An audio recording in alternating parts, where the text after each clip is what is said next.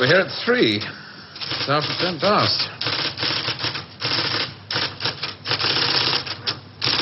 He is in, isn't he? One of the big boys wants to see. He always pulls the same trick. Sends for you at 3 and sees you at 3:15.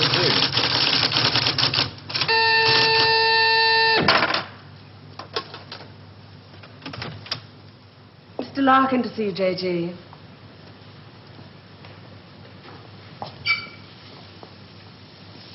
I'm sorry for the captain. Sit down, Mr. Larkin. Thank you. Do you smoke these things? King of Kings, sirs. Yes. Very surprised we got you to come here, Mr. Larkin. Well, I couldn't see what the CWNS would want with me. Still can't. Do you know anything about us? Oh, I heard 1 or 2 things when I was working with the BBC. What'd you hear? CWNS, set up midway between the government and the TV companies. Any time the newsreel boys put out stuff with security classification, wars, weapons, political leaks, they get their film through this office. What do we know about you? Larkin. Robert Santor. Yes, it's a family name. Good family. Good education. But you turned your back on all that, didn't you? Tried a little bit of everything. 1955, you wrote some plays for the BBC, then worked for them as a story editor. 1961, you got a 3-year contract as a director, which you didn't renew. Oh, the BBC weren't paying money. Well, you're in the money now, aren't you? In 1968. There's your flat in Holland Park, your cottage in Hampshire, 2 children. And a dog and a cat who commute with us to the country at weekends. Well, maybe you knew that already. 6 years ago, there were those shows you did on alcoholism, blood sports, slum clearance. People called you bright. Very bright. There were other words they used. Hard-hitting, vital. Now you do only 4 shows a year. The critics call them brilliant. They're high in the ratings, and they're, they're souffles. Little soft in the center. Don't think I'm complaining. Oh, you can complain if you want to. Just call it a friendly professional interest. I'd like to know what happened to alcoholism and blood sports. Call it reaching the age of 35. Call it school fees, 2 fixed addresses. Call it joining the establishment. Call it being a socialist for 15 years in a country that'll never be socialist. Good. There's your wife, Rachel. You married the girl next door. Your 2 children, Rebecca and Daniel, nice little family. 3 years ago, you got yourself a girlfriend. It was serious. Where the hell did you get that from? Just tell me where it stops. Lasted for 18 months. Your wife never knew about it, even when you nearly decided to leave her. Who are you? It's the initials J.G., that's all I know. Never met you before in all my life. July the 25th, 1966. You finally decided to break it off with this woman. You said you loved her. You said you loved your children. It was 2 against 1. You had to add it up like that. Sorry, your cigar is burning my desk. Sheila told you all this? We have ways of finding things out. But why? If it's blackmail, the thing won't hold water. It's all in the past. Well, there'd be pain, of course, for Rachel and the children. But you wouldn't get anything else out of it. No, it isn't blackmail. We've just been interested in you for a long time. Interested? You went back to your wife because you said it was 2 against 1. I call that very responsible. We're interested in very responsible people. In fact, we have a little index for them. We call it their power quotient. A ratio of responsibility as against aggression. Yours is very low. 0.2. That's very low. Just what we need. Sit down. Please. I'm sorry, the language must seem rather strange at first, but we take it very seriously. Just to show you how seriously, I'm going to tell you how we checked up on you. We call these things surgical transmitters. One was fitted inside you when you went into the Charing Cross Hospital 3 years ago. Appendix, wasn't it? Transmitter? Are you trying to tell me that you listen to every word I say? A machine does. untouched by human hand. There's a little gadget in these things that ties up with the pulse rate. Puts a bleep onto anything that you're excited about saying. British. Power quotient, surgical transmitters, high-speed tape. It's Doctor Who. I'm for the real world, Jack. Good afternoon. I shall just have to give you an example. On July the 26th, 1966, you were talking to this girl, Sheila, about love. You said to her, I quote, "The kind of love I have for you, Sheila, well, it's bed love and it's more. It's staying in bed till 6 p.m. and saying I can't go to the office today. It's eating breakfast at twilight, laughing at leaves on the pavement." I don't believe there's any such thing as these surgical transmitters. You got Sheila to tell you all this. Then you wrote it down the way I might have said it. You're a good guesser.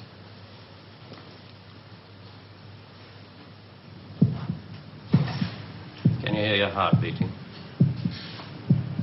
It's eating breakfast at twilight, laughing at leaves on the pavement, getting a cab to a silly movie to Paris. It's moving when you're tired of staying still. And I've done it all before when I could do it with no ties. Now to just be irresponsible. So there really is one of those things inside me.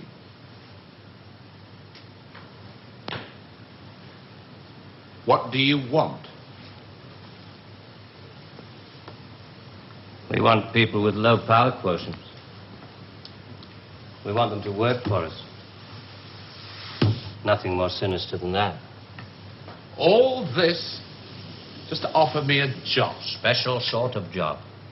The newspapers talk about the corridors of power, the power elite. Let's just say we'd like you to join the club. Oh. There's a vacancy in our newsreel department. We'd like you to help plan the news for 1973. Come again? Plan the news for 1973.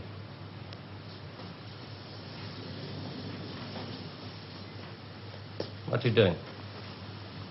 I just want to make sure the sunlight's real.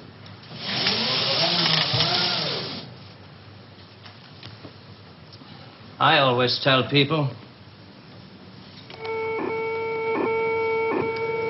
news is the most highly developed form of fiction. The most difficult. Come on. I just want to show you something. There's no obligation to buy. Really. News requires imagination. News requires responsibility. We think you're well qualified. Please. Double A security, sprinkler systems and other services do not operate beyond this point.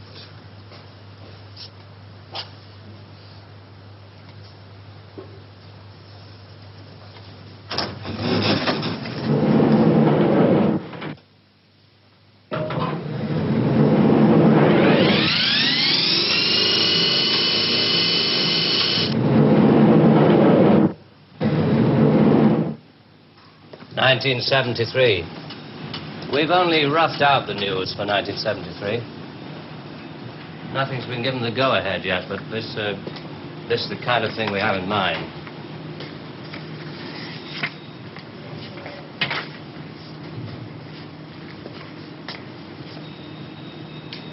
Come.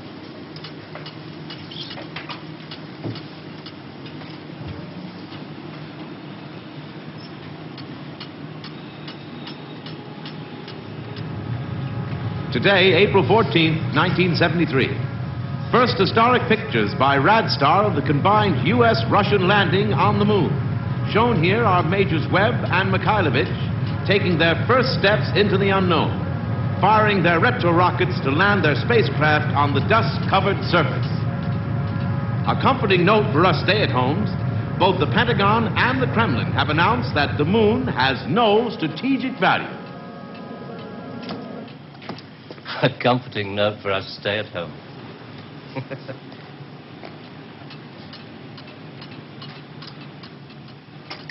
I can't show you any film on this next model. We haven't photographed it yet.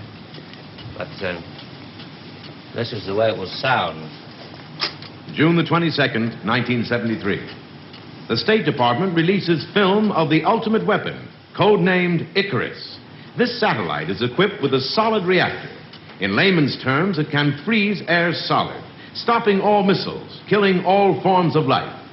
Icarus orbits at the same speed as the Earth, can hang in position over every major city that threatens the peace-loving nations. Rather proud of this one.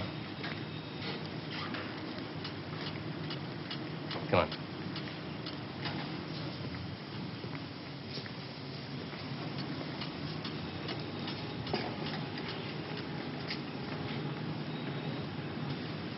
Please, sit down, Mr. Larkin.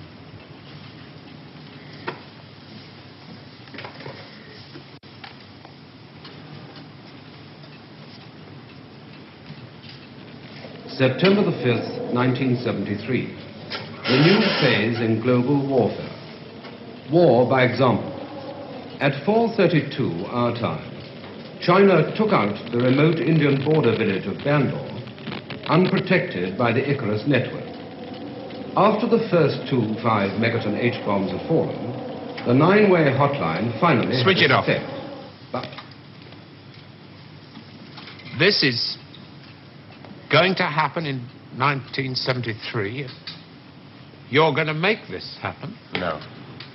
We're going to make models, much cheaper. Then we photograph the models. Fake newsreels. That's fake newsreels. For the past 10 years, people have been looking at our fake newsreels and listening to our fake commentaries. And they accept it for the truth. And you can do it. Stop 100 people in the street. How many of them have actually seen a missile or a satellite? They're just told they exist and they believe it. Yes, you're getting there. I knew you would. Well, now, the moon rocket and the satellite, that you can get away with. That's too remote for people to grasp. It's too far away. But this... I mean, you invented this village on the Indo-Chinese border. Oh, yes. Well, somebody could check up. Very mountainous territory up there. There'll be no survivors in 1973. No rescue work. Radiation scare. Yes. You can do it. This could be the news for 1973. Not necessarily exactly like this.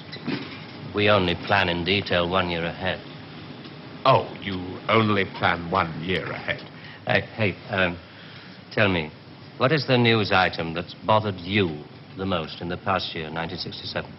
Oh, well, it has to be the new American intercontinental ballistic missile, the Boy Wonder, doesn't it? Just the one I asked him to set up for you. The new ICBM, codename Boy Wonder, with a much-talked-about Mercury warhead.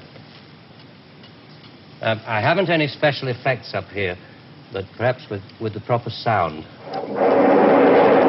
Blast off. And Robert Larkin, television director, high IQ, 35 years old, is scared.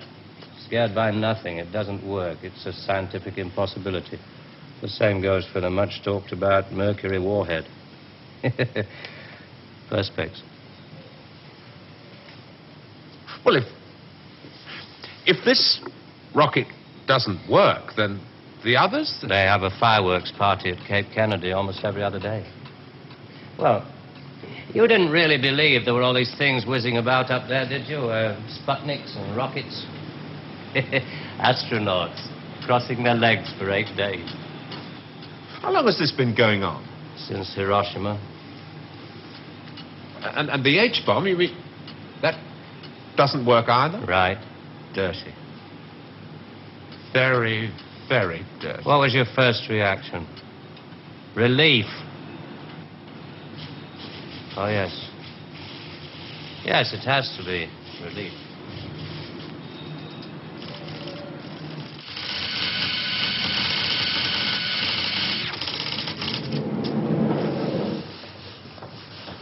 Only 12 people are allowed beyond this point. Most of them work in the photographic department, taking phony newsreel pictures of our models and processing film and so on. Sit down, please.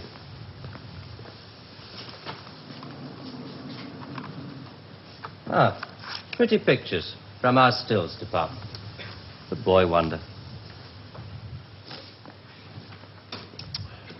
Do you really think that missiles and satellites are Myliner country? No, not at all. I've only shown you the hard news. There are other things, much softer things we thought might interest you. Well? 1973, we thought it might be time for an anti-teenage movement. A long-awaited return to maturity. Sherry. Perhaps even a religious revival. Oh, I see. You want me to arrange the grand opening of Ruislip Cathedral. 1st of October, 1973. Mark the date down in my 10-year diary. We are very serious about you. There are things about you we like very much. Qualities you have to offer. Qualities that we perhaps don't possess at the moment. That's great. Our file on you. I have to return to July the 25th, 1966, the day you broke it off with this girl, Sheila. You really did reveal rather a lot of yourself that day. But, of course, if you really mind... Help yourself. You said to her, it won't work, Sheila, and she said something, and then you said...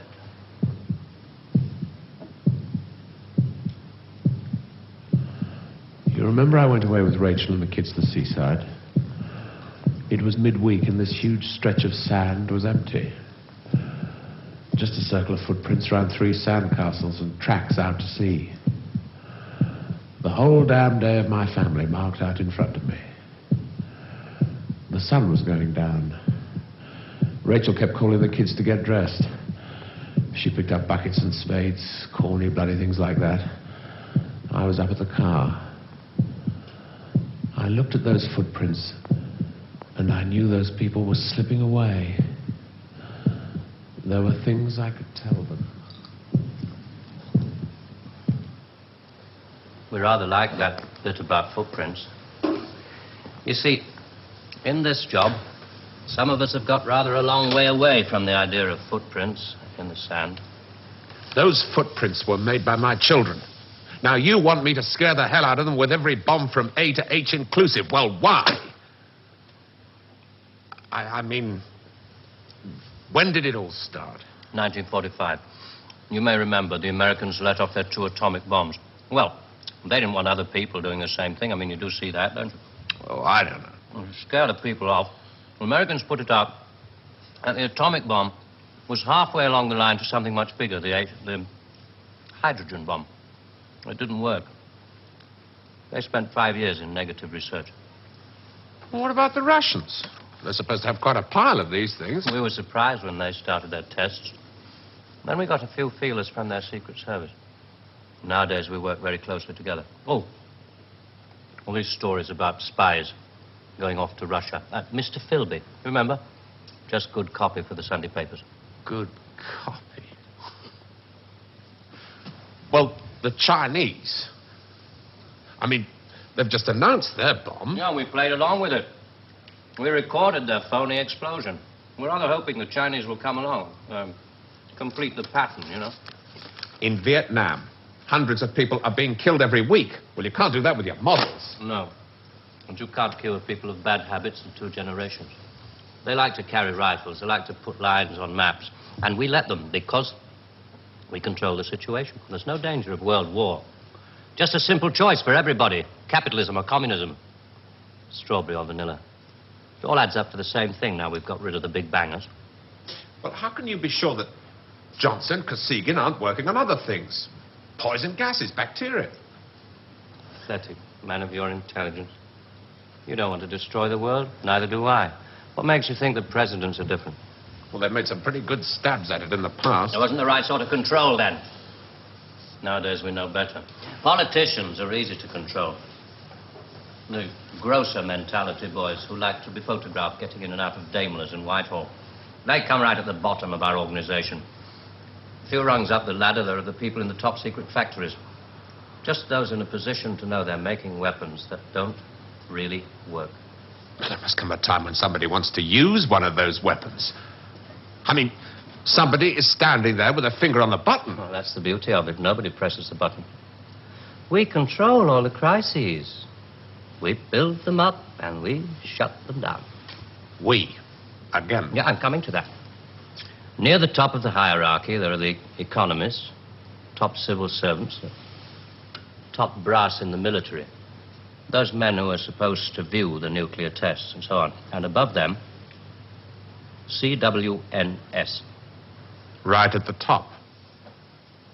Classified World News Service. Just who the hell are you? It's obvious, isn't it? Just a very few of the top people in communications in every major country in the world. Oh, you mean you run all these magazines? No, of course not. We just get them to take some of our copy every week. Television is much more important to us. It all happens so quickly.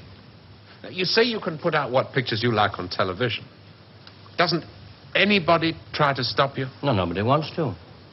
99.386% of the population wouldn't believe this conversation. And the rest are working for us. And they're the top minds, the really responsible people. They know they're guaranteeing the lives of their grandchildren the only foolproof way. Scaring the hell out of their grandchildren. Well, I won't buy it. You must admit there has to be some kind of control in this world of ours. Look at this. And remember that 1/4 of the world is starving. There are the full bellies and the empty bellies. Some of the empty bellies carry rifles. Well, we full bellies are getting a bit flabby. We're not very good with rifles anymore, so we've devised 2 ways to keep the empty bellies under control. One of them is this fictitious hydrogen bomb we've talked about. The other one is money.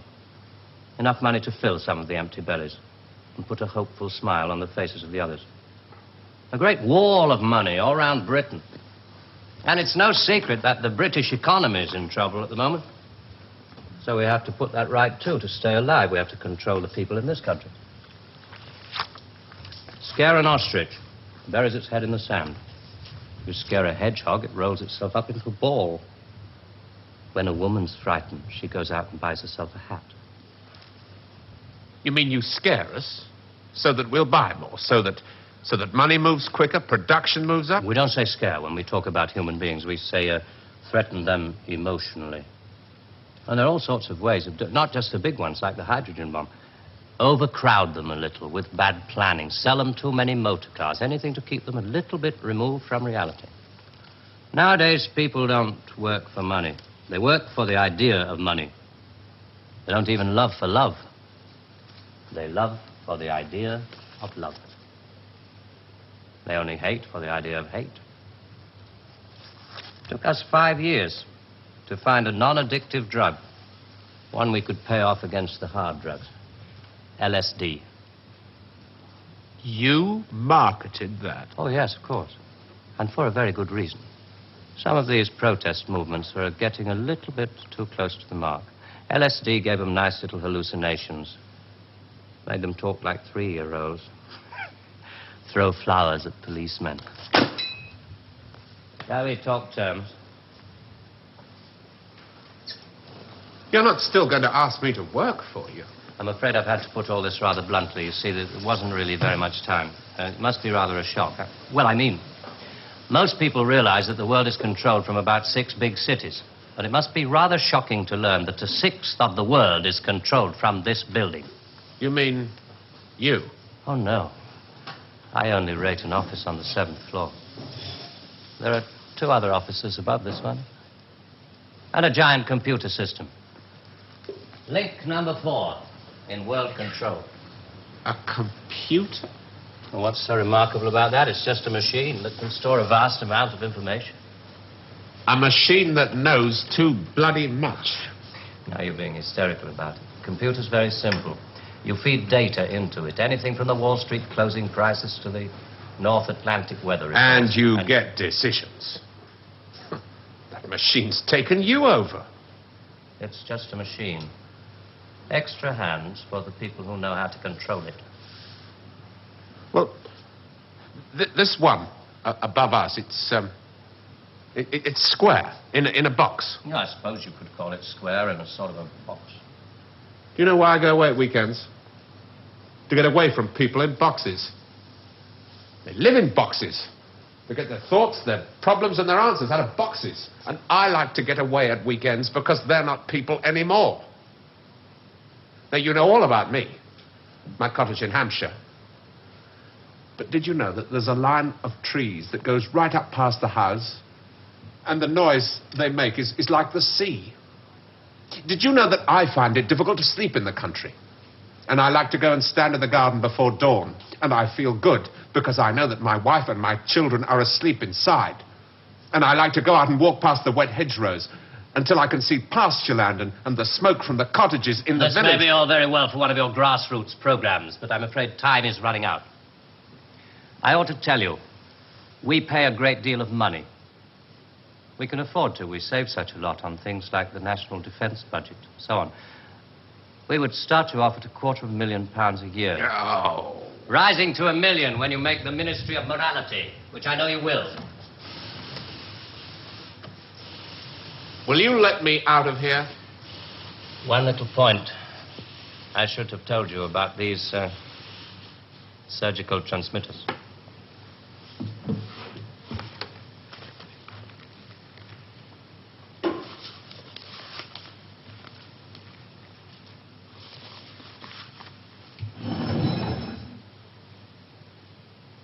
There's enough of this stuff inside you at this moment to kill 6 people. There's a button we can press. I'm sorry about the dramatics.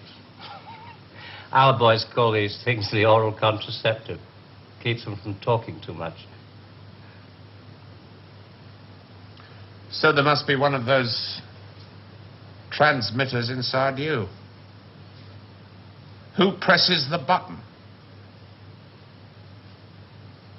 Extra hands. All this stuff about the computer being extra hands for the men who know how to control it.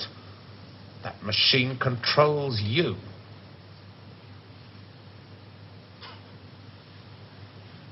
You start on Monday.